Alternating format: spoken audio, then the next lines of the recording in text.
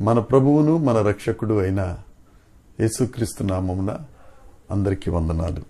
దేవునికి స్తోత్రాలు. సర్వకృపానిధి అయిన గొప్ప దేవుడు, సర్వోన్నతుడు మనకు అనుగ్రహించిన ఈ నూతన దినమును బట్టి సమస్త మహిమ ఘనత ప్రభావములు యేసయ్యకే చెందునుగాక. ఆ గొప్ప దేవుడు ఈ నూతన దినం కొరకు మనకు అనుగ్రహించిన కృపావార్త దేవుని యొక్క వాగ్దానము. కీర్తనల గ్రంథము 118వ కీర్తన 4వ వచనం. దేవుని కృప నిరంతరముండునని ఆయన యందు భయభక్తులు కలిగిన వారు అందురుగాక. దేవునికి స్తోత్రం కలుగునుగాక, దేవునికి మహిమ కలుగునుగాక. ప్రభువునందు ప్రియమైన సహోదరి సహోదరులారా, మన దేవుని కృప నిరంతరముండును. మన దేవుడు కృప కలిగిన దేవుడు, మన దేవుడు కృపా సంపన్నుడు, మన దేవుడు కనికరం కలిగినవాడు. ఎవరినైనా ఈ లోకంలో ఏది నిరంతరంగా ఉంటుందంటే రకరకాల ఆలోచనలు చెప్పొచ్చు, కానీ 100% నిజమైనది దేవుని కృప మాత్రమే నిరంతరం ఉంటుంది. ఆయన కృప నిరంతరం ఉండునుగాక అని ఆయన యందు భయభక్తులు కలిగిన వారు అంటారు. కృప అంటే ఏంటి? కృపను హీబ్రూ భాషలో కురియోస్ అంటారు. అంటే ఆయన పొందదగని వానికి, అర్హత లేని వానికి అర్హత కలిగించటమే కృప. అది మనకు అర్థమయ్యే భాషలో మనం తెలుసుకోవాలంటే, ఒక భిక్షగాడు, ఒక యాచకుడు రోడ్డు మీద భిక్షాటన చేస్తున్నారు. సర్వసాధారణంగా ఎవరైనా, మనమైనా కానీ ఎంత ఇస్తాం? ఒక 5 రూపాయలు, మహా అయితే 10 రూపాయలు. ఒక పెద్ద కారు వేసుకుని ధనవంతుడు ఎవరైనా వచ్చుంటే ఒక 100 రూపాయలు ఇవ్వచ్చు.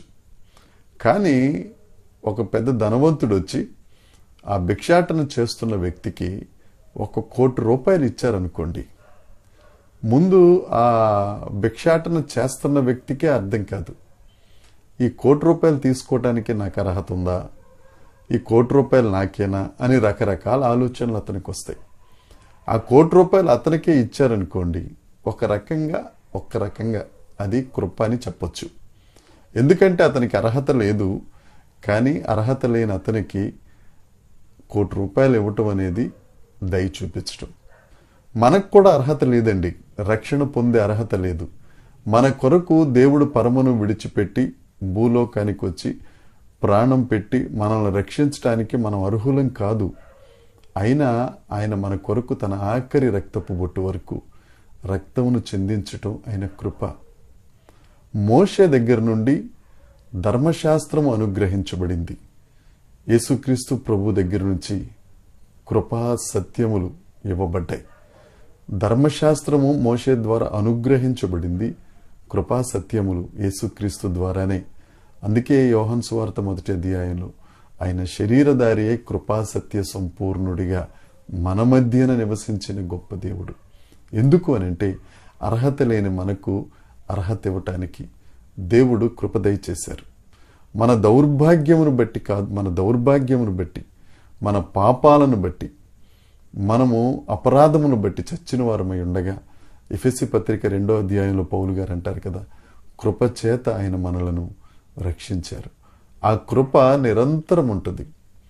ఎవరు మన వెనకాల ఉన్నా లేకపోయినా, నీ ఆస్తులు నిన్ను విడిచిపోయినా, నీ ఆరోగ్యం నిన్ను విడిచిపోయినా, అన్నీ నిన్ను విడిచిపెట్టి వెళ్ళిపోయినా, నా సహోదరి సహోదరుడా ధైర్యం తెచ్చుకో.